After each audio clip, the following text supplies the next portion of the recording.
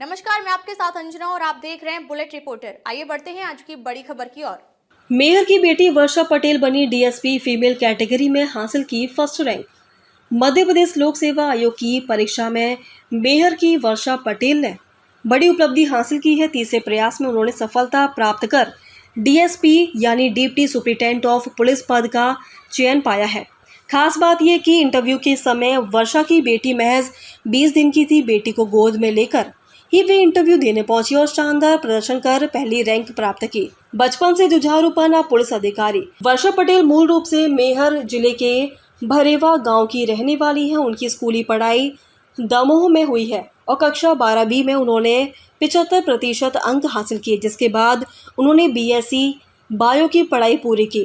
MPPSC की तैयारी उन्होंने ज़्यादातर खुद से की है। सिर्फ 6 माह के लिए इंदौर में कोचिंग ली थी।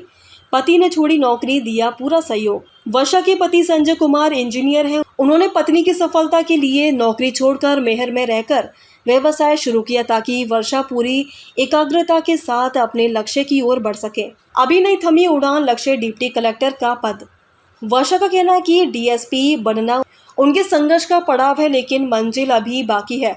उनका लक्ष्य डिप्टी कलेक्टर पद का है। वे आगामी परीक्षा की तैयारी कर रही हैं और चौथे प्रयास में इस मुकाम तक पहुंचने का विश्वास रखती हैं। वर्षा ने बताया कि 20 दिन की बेटी श्रेजा को लेकर जब इंटरव्यू देने गई थी तब विश्वास नहीं था कि, लेकिन जब सभी सवालों का आत्मविश्वास से जवाब दिया तो लगा कि अब सफलता मिलकर रहेगी। सबसे पहले तो मैं कहना चाहूंगी कि जो भी लोग पीएससी की तैयारी कर रहे हैं वो बस लगे रहें, जब तक बनेंगे नहीं तब तक छोड़ेंगे नहीं, ये उनके लिए होना चाहिए। दूसरी चीज, मेरा जो करियर है, जो मैंने बीच में जो भी स्टेप्स लिए हैं वो मैं बताना चाहूंगी कि मैं बस सिर्फ लगी रही और परिवार, सभी मेरे जितने परिवार के लोग हैं सबका सपोर्ट था इसमें। बीच में मेरी सासू माँ का देहांत भी हो गया तो उस समय पे मेरे हस्बैंड ने जॉब भी छोड़ी सिर्फ इसलिए कि मैं आगे अपना कंटिन्यू कर पाऊँ। और अगर शुरू से शुरू करें तो पहले तो सब बढ़िया चल रहा था, स्कूल के समय पे सब बढ़िया चल रहा था। उसके बाद बीच में जब मैं कॉलेज में आई तो मेरे पापा की डेथ हो गई थी। फर्स्ट टाइम में मेरे पापा की डेथ होने के बाद हम लोग दमोह से मैहर शिफ्ट हो गए। बेसिकली मतलब मेरी जो अर्ली एजुकेशन है वो दमोह में हुई है। फिर दमोह में पापा की डेथ होने के बाद हम लोग मतलब मूल रूप से मैहर से हैं तो मैहर शिफ्ट हो गए। उसके बाद मैं यहाँ से अप डाउन करती थी तो मैं कॉलेज में जा भी नहीं पाती थी कई बार। कभी प्रैक्टिकल्स नहीं दिए तो कभी इस चक्कर में मुझे एटी भी आई। पर ठीक है, पर कॉलेज का तो सब बढ़िया चला। उसके बाद कॉलेज हो गया। शादी के बाद मेरे हस्बैंड और इन लॉज का बहुत सपोर्ट था, उस कारण मैंने वापस से तैयारी शुरू की और फिर मैं पीएससी में आ गई। पहले ही प्रयास में मेरा प्री तो निकल गया था, मेंस में निकला, इंटरव्यू तक पहुंची पर इंटरव्यू नहीं निकला था। उसके बाद से कंसिस्टेंसी के साथ 19 से लेकर अभी तक मैंने सब मेंस दिए हैं, पर बीच में कुछ मेंस नहीं निकले थे। इसके पहले मैंने 2022 का भी इंटरव्यू दिया है, उसका रिजल्ट अभी होल्ड है क्योंकि उसमें 13% में हूँ मैं, और ये 24 का है जिसमें मैं फाइनली सेलेक्ट हुई हूँ। तो मैं ये कहना चाहूंगी कि जो लोग अभी कर रहे हैं प्रिपरेशन, वो बस लगे रहें और पढ़ें। एक महिला है आप, जी, उन महिलाओं को या उन लड़कियों को क्या संदेश देना चाहते हैं जो लोग महिला, क्योंकि महिला को प्रदेश में अभिशाप माना जाता है, कहा जाता है कि लड़कियां हैं अभिशाप हैं, तो उन लोगों को क्या संदेश देना चाहेंगी? मैं ये कहना चाहूंगी कि अगर वो खुद से इंडिपेंडेंट होना चाहेंगी, मेहनत करेंगी तो वो भी सफल होंगी। और अगर वो कंटिन्यू लगी रहेंगी तो अगर उन्होंने अपनी खुद की कोई पहचान बना ली तो लोग उनको सपोर्ट भी करेंगे। ये जरूरी है कि फैमिली सपोर्ट करे, पर उनको खुद के लिए स्टैंड लेना भी जरूरी है। आप गर्भवती उसमें थी, गर्भवती थी, उस दौरान आपने परीक्षा दी, उसके बाद जब बच्ची 20 दिन की थी तब आपने इंटरव्यू दिया, तो वो चैलेंज कैसा था आपके लिए?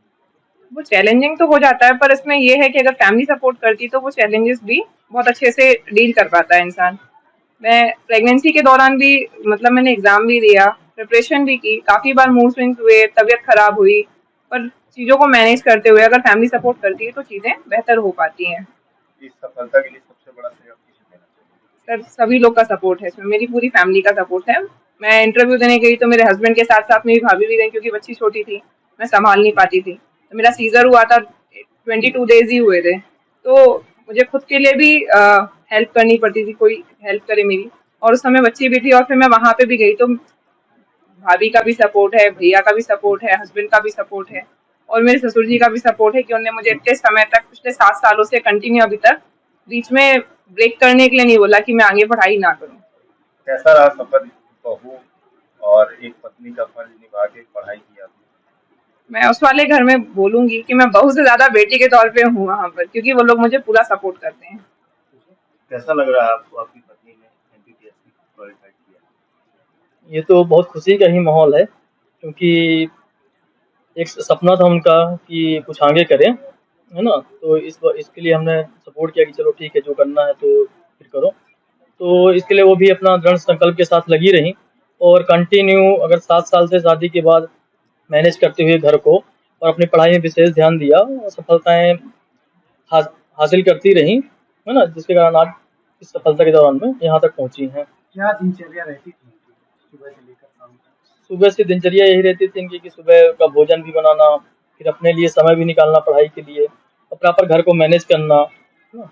कितने घंटे पढ़ाई करती पढ़ाई का कोई ऐसे टाइम लिमिट नहीं थी, जितना समय मिलता था उस दौरान पढ़ाई करती थी। आपने अपनी जॉब छोड़ी है, क्या परिस्थिति बनी थी कि आपको जॉब छोड़नी पड़ी? परिस्थितियाँ तो ये बनी थी कि जॉब छोड़ने की कोई ऐसी वो थी नहीं, क्योंकि माताजी थी पहले हमारी। कोविड काल के दौरान माताजी का हमारे देहांत हो गया और घर में रहने की समस्याएँ थोड़ा-सा हो गईं और एक सपना भी था इनका कि थोड़ा-सा कुछ करें, है ना? जिससे एक समाज में मैसेज जाए कि एक बहू भी कुछ कर सकती हैं। तो उस दौरान फिर ये लगा कि हम अपनी जॉब को छोड़ के इनके सपनों को पूरा करें और कुछ अच्छा करने की कोशिश किए। तो आज वो सफलताएँ मिली हैं, जो बहुत अच्छा लग रहा है। जैसे लोग सब बोलते कि यार लड़की को पढ़ा रहे तो क्या बनवाओगे, हमने बोलेंगे उसका सपना होगा जो कुछ बनेगा तो सपना। फिर रोज उसको सवेरे उठा के नाश्ता बना के उसको स्कूल भेजते थे 8 बजे। फिर स्कूल से आते फिर 3 बजे तक पढ़े, स्कूल से आते फिर शाम से स्कूल ट्यूशन चल देते 5 बजे आते थे। तो यही पढ़ाई करवाते रहते थे। अच्छा, ट्यूशन छोड़ने भी आप जाती थी? हाँ, 2 टाइम जाते। कितना दूर था ट्यूशन? पास में था, दूर नहीं था। चलिए। हाँ। अब तक के लिए बस इतना ही। फिर मिलते हैं कुछ ऐसी ही बड़ी खबर के साथ। तब तक के लिए नमस्कार और देखते रहिए बुलेट रिपोर्टर। अगर आपको वीडियो पसंद आई हो तो लाइक करें व शेयर करें। ऐसे लेटेस्ट अपडेट पाने के लिए बेल आइकन प्रेस करना ना भूलें। अगर आप हमें फेसबुक या फिर इंस्टा के माध्यम से देख रहे हैं तो हमारे पेज को फॉलो जरूर करें। धन्यवाद। नए वीडियोस एवं ताज़ी खबरें मिलती रहें, इसके लिए हमारे चैनल को लाइक, शेयर और सब्सक्राइब करना ना भूलें।